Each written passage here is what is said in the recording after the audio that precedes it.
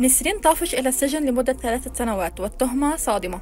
تواجه الفنانة السورية نسرين طافش مصيراً غامضاً بعد أن صدر بحقها حكم غيابي بسجنها لمدة 3 سنوات بتهمة تحرير شيك دون رصيد، إذ أسندت النيابة العامة للفنانة السورية إصدارها شيكاً لصالح المجني عليها نشوى صفاء الدين بمبلغ قدره 4 ملايين جنيه، وذلك بتاريخ 30 يناير 2023. وحسب ما استقر اليقين المحكمة وثبت بالأوراق محضر جمع الاستدلالات، تخلص وقعات الدعوى أن المتهمة نسرين أصدرت شيكاً بنكياً لصالح المجني عليها بالمبلغ المشار إليه، لتبين أنه لا يقابله رصيد قائم وقابل للسحب رغم علمها بذلك.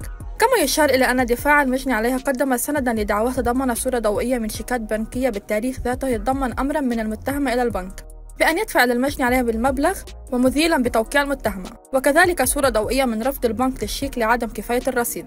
وأصدرت المحكمة حكماً غيابياً بحبس نسرين لمدة 3 سنوات مع دفع كفالة بقيمة 20,000 جنيه من أجل إيقاف تنفيذ العقوبة مؤقتاً.